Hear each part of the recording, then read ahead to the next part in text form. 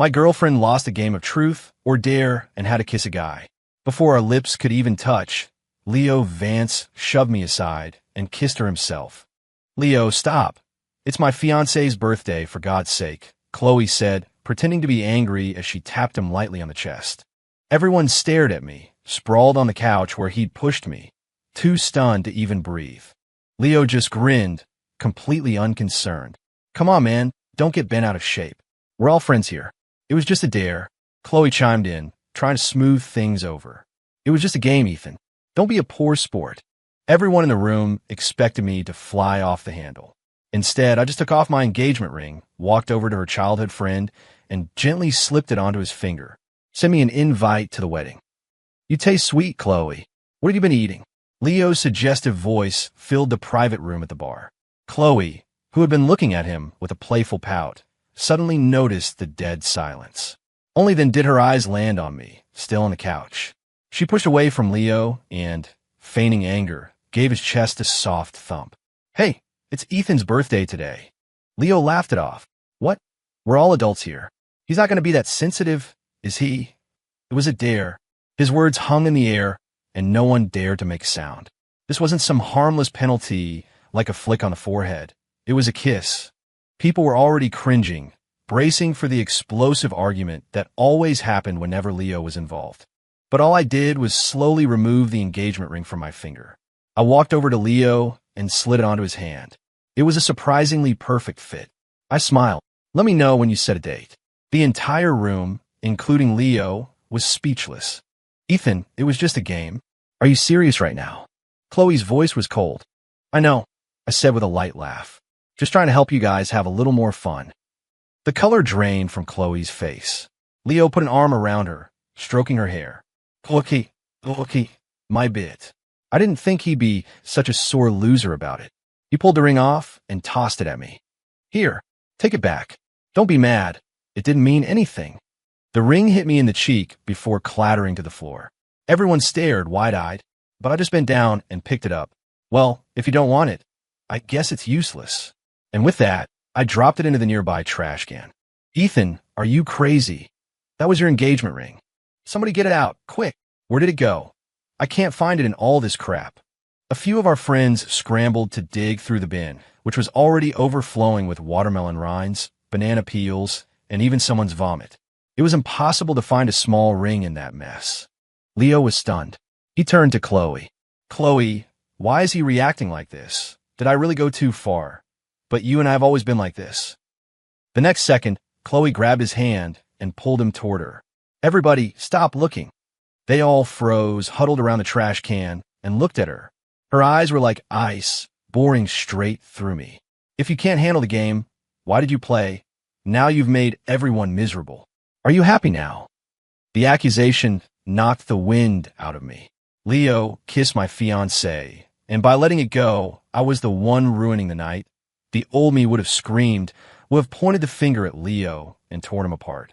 But now, I couldn't summon the energy. Instead, I just turned around. In that case, I'll leave. You guys have fun. As the door to the room clicked shut behind me, I heard someone ask timidly, isn't it Ethan's birthday? Should we really let him leave like that? Chloe's voice was sharp with irritation. Just leave him alone. He needs to get over that temper of his. It's about time someone taught him a lesson. Anyway, Leo was just hired as a lecturer at my university. He can blow out the candles. The room quickly filled with noise again. The chorus of Happy Birthday, Ethan, was replaced with Congratulations on the new job, Leo. Something cold and wet trickled down my cheek. I wiped it away. I hadn't even realized I was crying. But I didn't feel sad. I didn't feel anything at all. Growing up in a neighborhood of university faculty housing, I'd always looked up to Chloe, the brilliant girl next door. I was too awkward to fit in with her and Leo, so I just watched from my window as they chased each other around the lawns, a pang of envy in my chest. I studied like a madman, and the rare times our names appeared next to each other on the academic rankings were the highlights of my year. But I didn't have Leo's smooth-talking charm. To Chloe, I was just a polite stranger. That changed when we both got into the same top-tier university. Leo went off to a state school, where he got a girlfriend, and I finally worked up the courage to ask Chloe out. For once, luck was on my side. She said yes. From that day on, every decision I made revolved around her. When she decided to stay at our alma mater to teach, I turned down a prestigious research fellowship abroad. My advisor tried to change my mind, telling me about former students who were now earning six figures, who had endowed chairs, who had become tenured professors at a young age. I just told him quietly, all I want is a stable, quiet life with her. I gave her everything. All I asked for was her in return, but she never seemed to consider my feelings. Standing in the cold night air, I let out a long breath and called my old PhD advisor. Professor Miller, I was wondering, that project you mentioned before, are you still looking for people? He was silent for a second. Then his voice boomed over the phone. Ethan, you finally came to your senses. Of course we still need people. That project was made for you. Your junior, Maya, has been begging me to let her on, but I held the spot. When are you thinking of coming over? I'll pick you up from the airport myself. I smiled. Give me 2 weeks, Professor. I just have to tie up a few things here first. Even though I wasn't leaving immediately, I dove into the details of the project.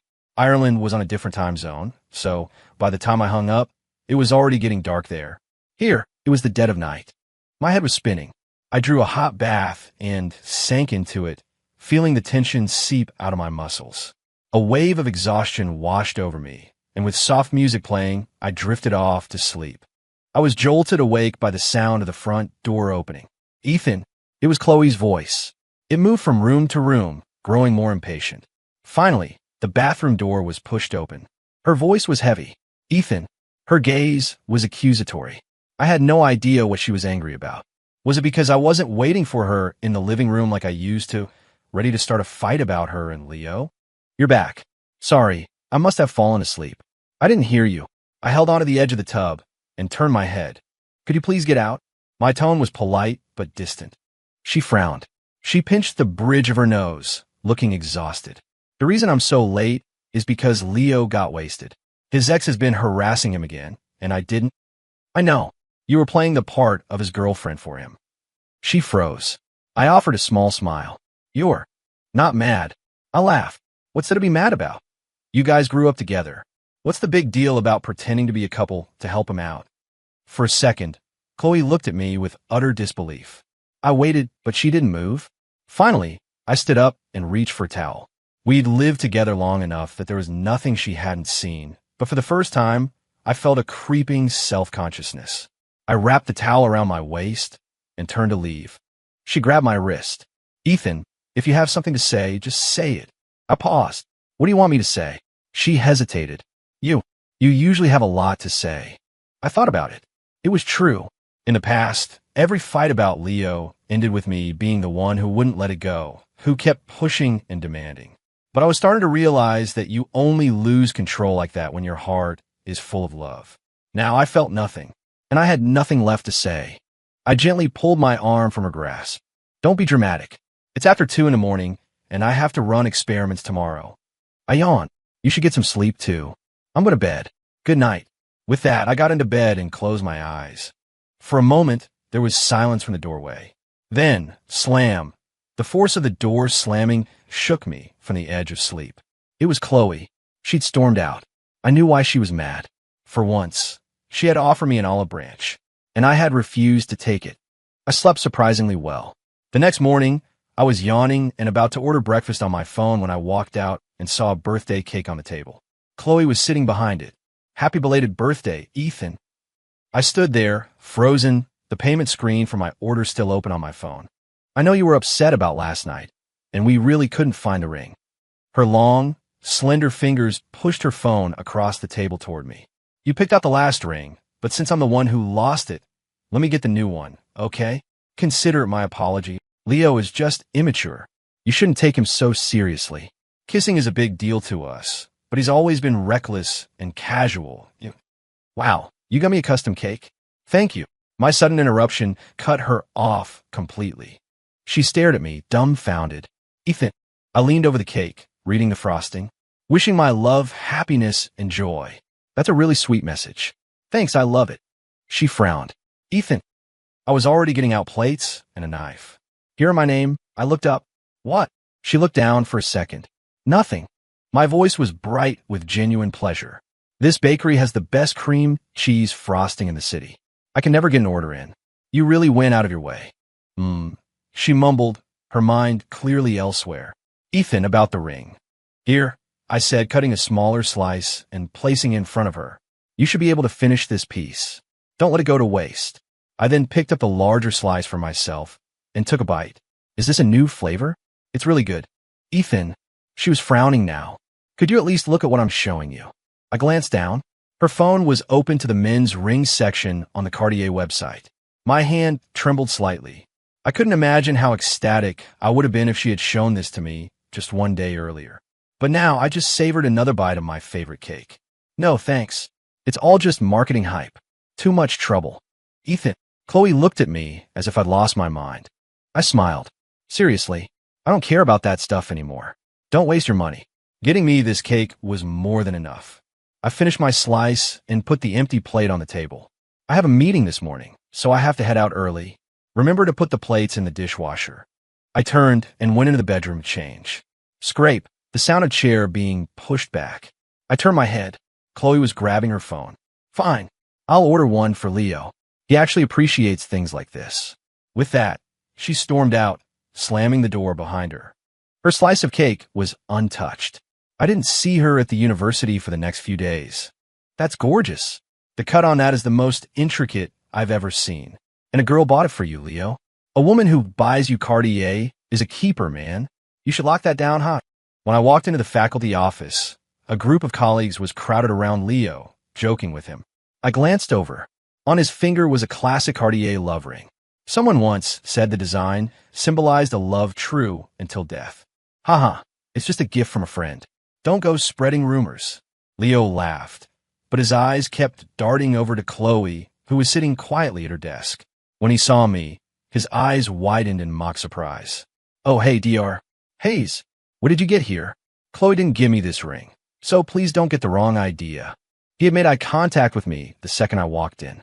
He then proceeded to pretend he hadn't seen me, raising his hand with the ring on it and laughing with everyone else. The birthday party incident was still fresh in everyone's minds, and all eyes immediately shifted to me. Chloe shot a quick glance in my direction. I walked over to Leo and took hold of the wrist of the hand, wearing the ring. It's nice. Your girlfriend has great taste. Leo froze. Chloe, who had been taking a sip of water, paused mid-drink. Our colleagues exchanged confused looks before someone broke the silence with a laugh. Dr. Hayes has high standards, you know. If he says it's nice, then it must be. Leo, this girlfriend of yours is a real catch. Someone tried to shush him, but he whispered back, what are you worried about? If Dr. Davis had bought it, Dr. Hayes would have blown a gasket by now. Leo must have a new girlfriend. Why else would he be so calm about it?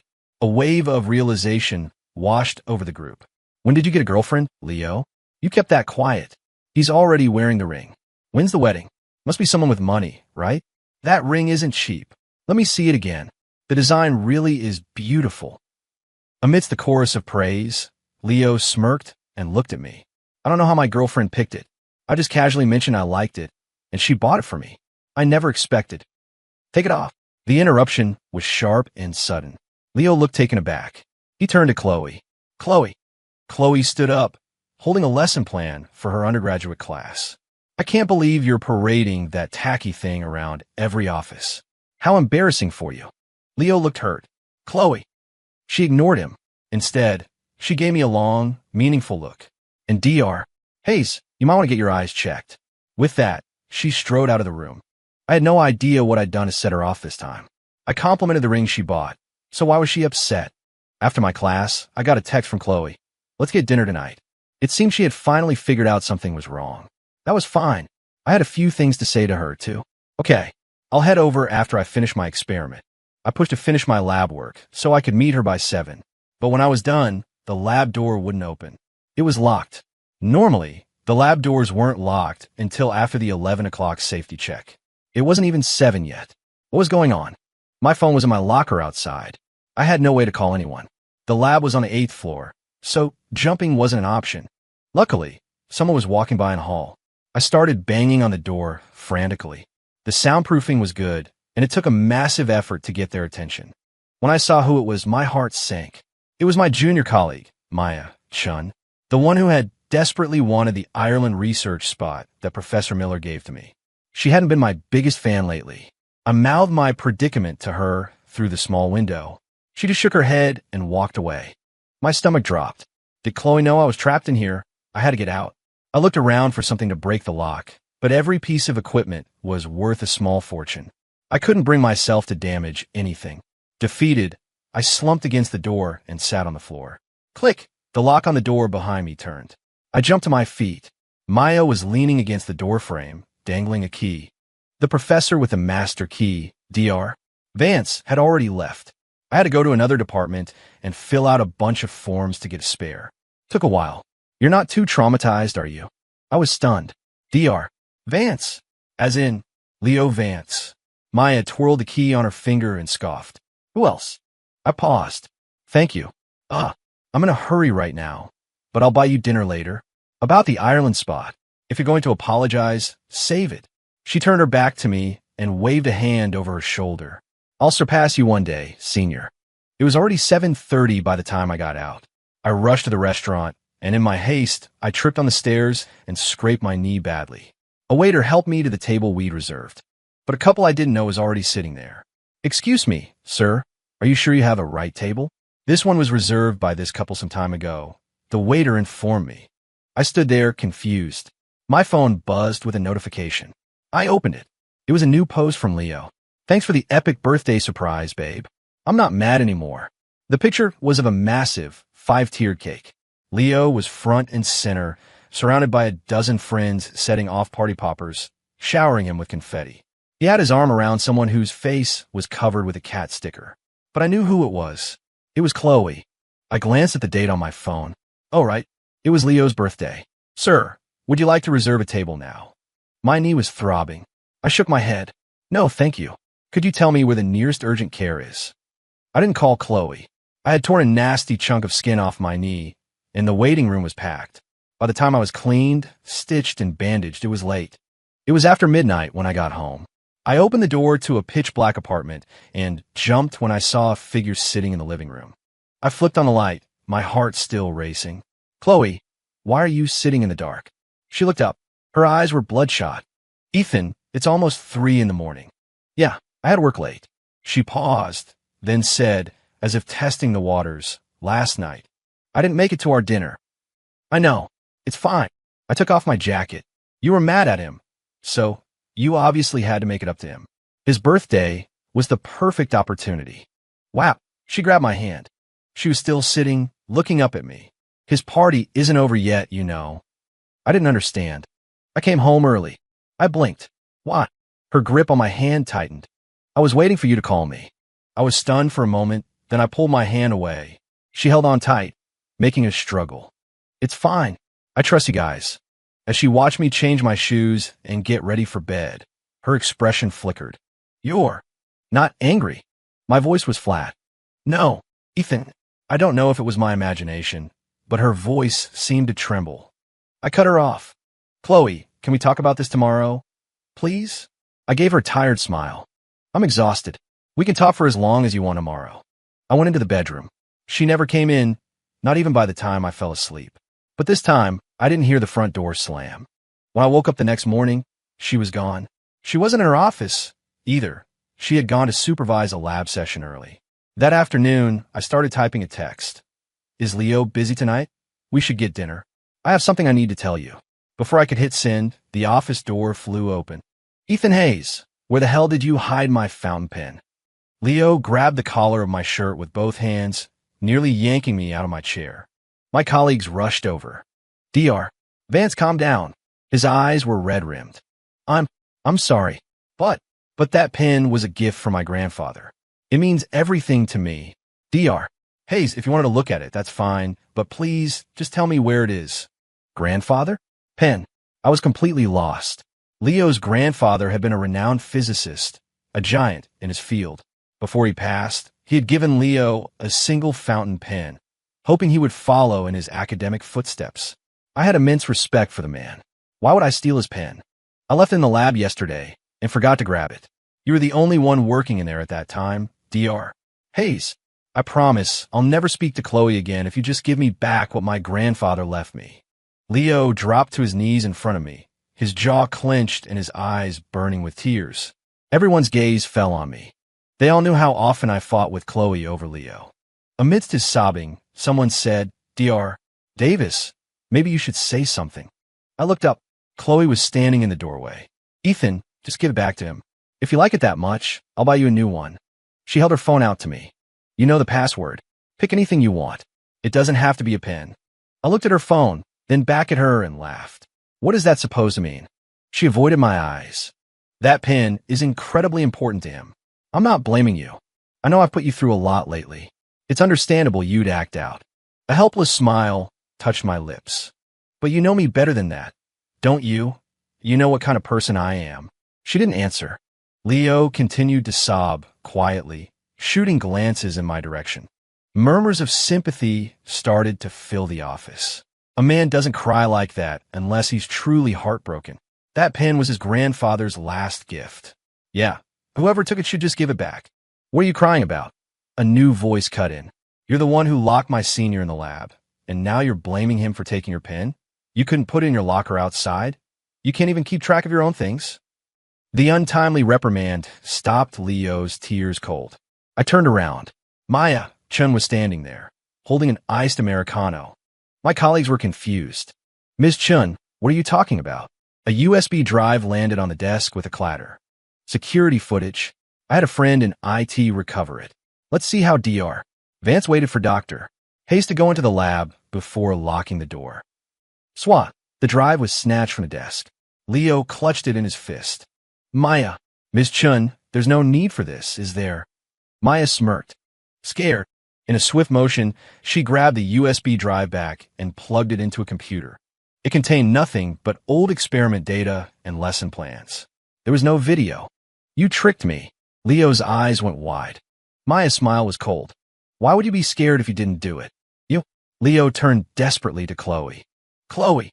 But Chloe, who always took his side, was now frowning at him. Leo's breathing grew ragged. With a choked sound, he bolted from the room. Only then did my eyes meet hers. "Ethan." I smiled gently. "Don't say it. I get it. He's your childhood friend. It's hard to believe you would try to frame me. I don't blame you." She stared at me, speechless.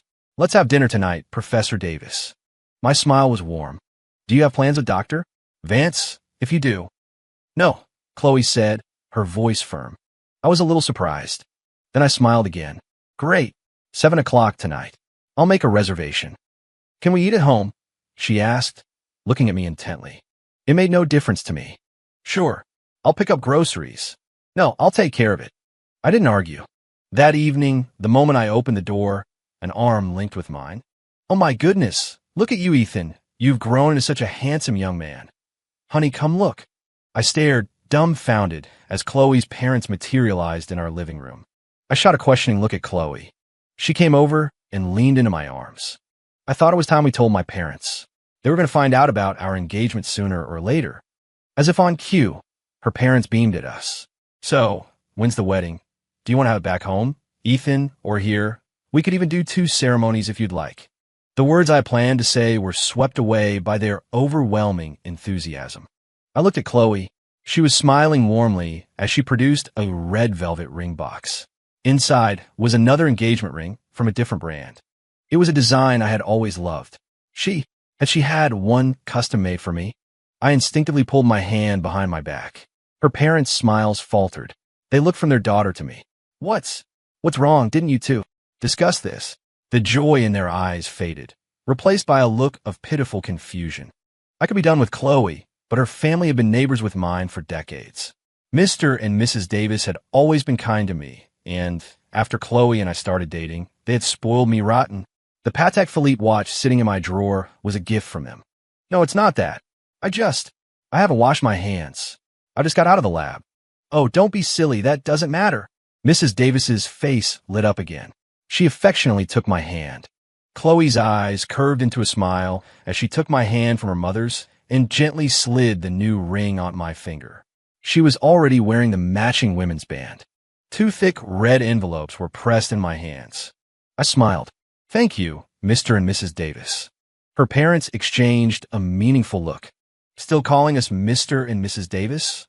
Isn't it time for a change? I smiled and lowered my head. Thank you, Mom and Dad. In that moment, I could have sworn I saw Chloe let out a quiet sigh of relief. Her father was ecstatic. I have to call your father. His boy has been stolen by my daughter. Oh, stop it. You're being ridiculous, his wife scolded, though her eyes were crinkling with laughter. The next day, Chloe and I drove her parents to the airport. As the plane took off, I spoke quietly. Chloe, I'm leaving too. She nodded. Back to campus? I'll drive you. I stepped aside, avoiding her touch. No, I'm leaving the country. I'm going to Ireland. Her hand froze in midair. Professor Miller has a project, and he needs me over there. It took her a moment to process. When did this happen? Why didn't T.I. know? I made the decision on my birthday. In that instant, I think she finally understood everything. Her fists clenched at her sides, and her voice trembled. Was it after you left the party? I gave a quiet Chloe's hands were shaking. She took a deep, shuddering breath. When are you coming back? 2 or 3 years, probably. 2 or 3 years. She repeated, her head bowed. That's not so long. I can wait for you. And if you like Ireland, maybe I could. Chloe, what I'm trying to say is, we're breaking up. The wind whipped my hair across my face, blurring my vision of her. Standing less than 3 feet apart, I could feel the tremor in her breath. But we just got engaged in front of my parents. I know. My smile was gentle. I took a key from my bag, took her hand, and placed it in her palm. This is for the apartment. When you get back, check under the shoe rack. I left the envelopes your parents gave me there. The engagement ring, too. Just because I'm not accepting them doesn't mean I blame you. It just means the part of our lives where we were a couple is over. I've taken what I can of my things from the apartment. You can throw the rest out or keep it, whatever you want. I'm not coming back. Goodbye, Chloe. I hope you make full professor soon. With that, I patted the back of her hand and walked away. I didn't go back to the apartment. I checked into a hotel for my last 3 days in the country and finished handing off my work at the university. During my final stop at the administration office to file paperwork, I learned something new. Chloe had also applied for the research project in Ireland. With her credentials, she was already on track for a professorship. She didn't need to go abroad to pad her resume. In fact, leaving for a few years might mean there wouldn't be a tenured spot open for her when she got back. Why was she doing this? Dr. Hayes. A folder appeared over my shoulder and was handed to the administrator. I turned. She offered me a small smile. Looks like we'll be colleagues abroad. I'll be counting on you. The young administrator looked from her to me, her eyes wide with romantic fantasy. Professor Davis is following Dr. Hayes overseas. That's so romantic. I'm afraid I won't be of much help to Professor Davis. My words cut through the girl's daydream. Chloe flinched. I maintained my polite demeanor. Our research fields are completely different. Once we're in Ireland, we should each stick to our own work. The administrator stared. Dr. Hayes, are you too? I smiled faintly. We broke up. The girl's jaw dropped. I looked at Chloe, but I still wish Professor Davis the best of luck with her research in Ireland. I turned to leave. A hand clamped down on my wrist. Her voice was strained, but I could hear the suppressed sob beneath it. You really don't care at all anymore, do you? I gently pried her hand off. Chloe, stop it. We're at the university. Her voice suddenly rose. Ethan, what happened to you? Where's the guy who used to be so possessive of me? I paused. In the past, I had wanted to attach a GPS tracker to her. If she was an hour late coming home, I'd grill her about where she'd been. She had lashed out at me more than once. I'm your girlfriend, not your property. Why do you have to control everything I do? You're just suspicious of me and Leo. If I wanted to be with him, do you really think you would have ever had a chance? I sighed, turned, and looked her straight in the eye. Chloe, you hated it when I controlled you. Now that I've stopped, what more do you want? For the first time, her eyes shimmered with tears. A figure burst into the room from the hallway. Chloe, you can't go to Ireland. Leo ran over, his eyes red, and threw his arms around Chloe. You can't go. What will I do if you leave? You promised you would never leave me alone. The young administrator stared at the unfolding drama, utterly aghast. Chloe, who was always so careful about her public image, was now standing in an office where anyone could walk in, her eyes filled with tears as she looked at me. Ethan, do you want me to go or not? How strange. The same woman who used to shout, I make my own decisions. Can you just stop trying to control me? Was now asking for my advice. I was taken aback for a second. Then I smiled. That's your decision to make, Professor Davis. Go if you want to, don't if you don't. It depends on what you're looking for. Whatever you choose, I hope you can live with it. With that, I turned and walked away. After a few steps, a shout came from behind me. Ethan Hayes! I walked faster. The voices faded behind me. I heard Chloe's, sharp with annoyance. Let go of me. You're so infuriating. Chloe didn't contact me before I left the country, but her Instagram, which she rarely updated, was suddenly active every day. One morning, it was a photo of us from graduation, captioned with how much she missed the old days. That afternoon, it was a close-up of our hands from the night her parents visited, our engagement rings prominent. Finally, she just posted a text story. I miss you, Ethan Hayes. Unsurprisingly, the audience was set to only me. I swiped past it and left a comment on a post from Maya-chan about her latest experiment results. Impressive. And so it went until the day before my flight. A frantic call came through. Dr. Hayes, you have to get to the hospital. Professor Davis was in a lab explosion. She's refusing all treatment and says she won't do anything until she sees you. I froze. Chloe was famously meticulous about her research. She once publicly reprimanded a student in a group chat for putting a graduated cylinder in the wrong rack. How could she have had such a major accident? What could have possibly distracted her so much? When I arrived, Chloe was blindfolded with bandages, her hands flailing in the air. Where's Ethan? I need to see him. Don't touch me. Leo was beside her, tears streaming down his face. Chloe, Ethan's not here. Please, let me take care of you.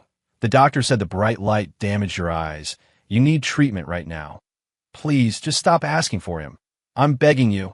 The moment his hand touched her, she violently shoved it away. She gripped the side of the bed. Get out! Get out! Ethan doesn't like seeing you near me. He'll get the wrong idea. You can't be here. Go. Chloe. Leo's voice was choked with sobs. Chloe. I stood in the doorway and spoke her name calmly. In an instant, she went completely still. Ethan. She swung her legs off the bed and nearly fell. Leo rushed to steady her, but she pushed him away. She followed the sound of my voice until her hands found my face.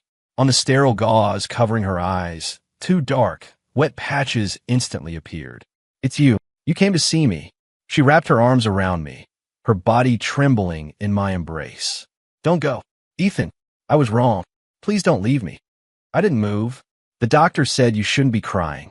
She immediately bit her lip and choked back her sobs, suddenly as obedient as a child. She clutched my hand tightly. I gently removed her hand from mine. My flight leaves in an hour. You wanted to see me, and I came. Now, can you please let them treat you? Her breathing hitched, and the wet spots on her bandages spread rapidly. A doctor hurried over. What's going on here? You need to leave now. The patient cannot be crying. I was pushed back, the distance between us growing. But her voice grew louder, more frantic. No, don't let him leave. You can't let him go, Ethan. I just watched silently. Leo tried to step in front of me to block my path, but she shoved him with all her might. He stumbled backward, lost his footing, and the back of his head cracked against a large ceramic planter. Blood began to pool on the floor. I turned and walked, step by step, toward the exit. The sky was a brilliant, cloudless blue. It was time for me to start my new journey. Senior, if we don't hurry, we're going to miss our flight. The familiar voice made me pause. I turned. Maya-chan was standing there with her suitcase, raising an iced Americano in a silent toast. I smiled. Fancy meeting you here. She lifted her chin haughtily.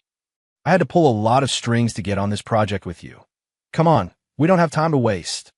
Watching her march confidently toward the gate, I let out a soft laugh and followed her.